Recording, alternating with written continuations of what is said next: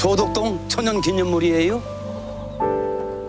소덕동 사람 중에 기쁜 날 저 나무 아래서 잔치 한번 앉는 사람이 없고 우리 마을 든든하게 지켜주는 당산나무입니다. 이 팽나무 정말 멋있습니다. 정말 그러네요. 드라마 이상한 변호사 우영우에 나왔던 창원시 동구마을의 보호수 소덕동 팽나무에 대한 이야기입니다. 우리나라에는 느티나무, 은행나무 등 15,000여 그루의 보호수가 있는데요. 보호수는 여러 세대에 걸쳐서 마을 사람들의 삶과 함께한 터줏대감 같은 존재라고 할 수 있습니다. 현재 보호수의 의미가 사람들이 나무를 보호한다는 의미지만 예전에는 보호수가 마을 사람들을 보호하지 않았을까라고 생각해 봅니다. 광명시에는 6곳에 8그루의 보호수가 지정되어 있는데 그 중에서 제일 오래된 보호수는 무슨 나무일까요? 지난번 쇼츠 영상을 올렸던 원광명의 은행나무입니다. 작년 8월 광명 칠동 주소를 찾아갔는데요. 주차하고 둘러보니 도덕산 방향에 눈에 띄게 제일 키 큰 나무가 보였고 보호수 은행나무라는 것을 바로 알 수 있었습니다. 주택가 건물들 뒤편에 위치한 580년 수령의 은행나무입니다.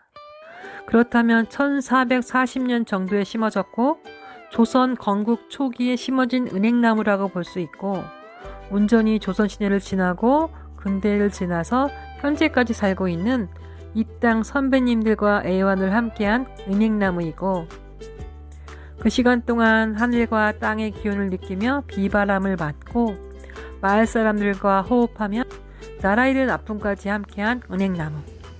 수영이 신령스럽지 않나요? 새소리도 청량하고요. 외소리, 풀벌레 소리가 계속 들렸습니다. 그리고 잠시라도 발걸음을 멈추면 모기가 착지해서 물고 또 엄청 더웠습니다. 그런데 광명 최고 오래된 보호수인데 은행나무 바로 앞과 옆에 건물이 가로막고 있었습니다. 기사를 검색해보니 2008년 은행나무 보호수에서 5m 거리에 건축 허가가 나면서 원광명 주민들이 광명시에 문제를 제기했었다고 합니다. 시에서는 법적인 문제가 없어서 허가했다고 답변했고 그래서 공사가 진행되었고 끝내는 땅속 뿌리가 잘려나가고 시멘트가 스며들고 은행나무의 잎과 가지가 고사하는 등의 훼손이 있었고 그나마 지금은 상처를 회복하고 있어 보입니다. 그러나 앞 건물에서 사람들 소리가 계속 들리고 건물에 가리는 등 그 가치에 비해서 보호받고 있다는 느낌은 들지 않았습니다. 은행나무 아래에는 이곳이 광명이라는 이름이 유래한 곳이라는 내용의 광명시 향토 사적비가 세워져 있었는데요. 은행나무와 함께 소공원으로 관리되고 있다고 하지만 정말 아쉬운 광명 1호 보호수였습니다. 앞으로라도 많은 시민들이 관심을 가지고 시의 보물로 잘 관리하길 바랍니다. 1호 은행나무에서 광명 도서관 쪽으로 조금 올라가면 2호 보호수인 효화나무가 자리하고 있습니다. 나무 아래에는 가지를 꺾으면 벌을 내리는 나무라는 전설이 쓰여 있었는데요. 이곳 효화나무 가지를 꺾게 되면 죽음을 맞게 된다는 건데 그래서 이후에 마을 사람들은 절대로 나무를 해치지 않았고 부러진 나무도 뗄감으로 쓰지 않았다는 내용입니다. 콩과에 속하는 낙엽, 화렵수종인 효화나무는 은행나무, 느티나무, 팽나무, 왕버들과 함께 우리나라 5대 거목 중의 하나인데요. 예로부터 귀하게 취급되어서 집안에 심으면 행복이 찾아온다고 믿어서 즐겨 심는 민속나무라고 할 수 있는데 선비들이 좋아하여 서원, 서당, 사대부가 등에 많이 심어서 학자수란 별명을 갖게 되었고 지금도 곳곳에 고가나 서원에서 노거수, 효화나무를 어렵지 않게 볼 수 있습니다. 세 번째 보호수는 소현세자빈 강빈의 묘가 있는 영의원에 서 있는 느티나무입니다. 작년 기신제양에 갔을 때 담아놓은 영상입니다. 강빈은 조선 제16대 인조의 장자 소현세자의 빈인데 병자호란 직후인 1637년부터 8년 동안 청나라 심양의 인질로 억류됩니다. 그러다가 1645년 귀국하게 되는데 귀국 후에 소현세자가 갑자기 세상을 떠나게 되고 이어서 강빈도 영모로 폐해된 뒤에 사사되어서 금천 강씨 선산인 이곳 노은사동에 묘를 조성하게 됩니다.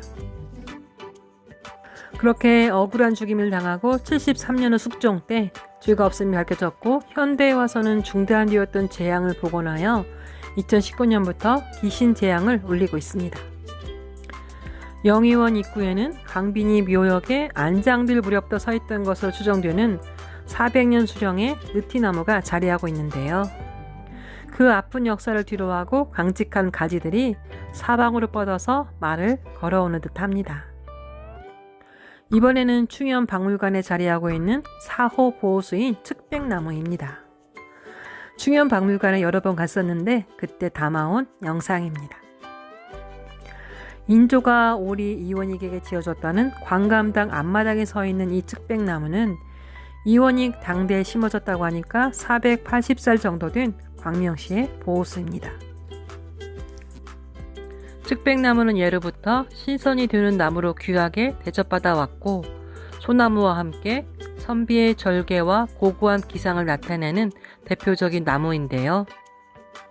지나던 사람들이 검은 고소리를 듣고 한동안 자리를 뜨지 못했을 만큼 이원익은 검문고에 조예가 깊었는데 이곳 측백나무 아래 까맣고 널찍한 바위 탕금함에서 연주를 하곤 했다고 합니다. 문득 이 측백나무는 이원익의 검문고 연주를 기억하고 있을지 궁금해집니다. 5호 보호수는 한국 조리과학고 맞은편에 위치한 식골 느티나무 두 그루입니다. 그런데 이곳에 화분이 두 그루가 아니라 네 그루가 서 있어서 네 그루 중에서 어떤 게 보호수인지 잘 모르겠더라고요. 그래서 여러 곳에 알아본 결과 맨 왼쪽은 물풀의 나무라서 보호수가 아니고 상석이 있는 나무와 맨 오른쪽 나무가 보호수인 것을 알 수 있었습니다. 우리 한민족은 오래된 느티나무를 마을을 지켜주는 상징으로 여겨왔는데요. 식골 느티나무 또한 마을에서는 도당나무라고 하며 신성시했고 마을의 안녕을 기원해서 매년 10월 1일 운말 도당고개 옆에 있는 느티나무 앞에서 당고사를 지냈다고 하니 상석이 있는 이 나무에서 당고사를 지낸 듯합니다. 또한 옛날 우리나라 마을에는 되게 큰 정자나무가 있었는데 나무와 잎이 무성한 느티나무가 정자나무로 적격이었고 이곳에서 마을 사람들이 모여서 이야기를 나누고 때로는 서당 훈장님이 가르침을 펼치기도 하며 우리 민족의 애환이 집결된 곳이었다고 하니 이것 또한 그랬을 것이라고 상상해 봅니다. 마지막 6호 보호수는 광명5동 행정복지센터 뒤편에 너부대 공원 입구에 자리하고 있는 향나무 두 그루입니다. 너부대 공원은 마을숲 조성 사업으로 시설 및 조경을 개선해서 시민들의 왕래가 잦은 커뮤니티 공간으로 거듭났는데요. 공원 입구의 보호수인 향나무가 지켜주고 있어서 시민들이 마을에 대한 자부심도 크지 않을까 생각되었습니다. 2022년에 찾아본 광명시의 보호수였습니다. 이들 보호수들이 앞으로 10년, 20년, 100년이 흐른 뒤에도 같은 자리를 굳건히 지키며 건강한 지구에 버팀목이 되어주길 바랍니다. 그러기 위해서는 시민들의 관심과 사랑, 그리고 지자체의 관심과 철저한 관리가 필요하고 관리 예산 확보가 선행되어야 할 것입니다. 감사합니다.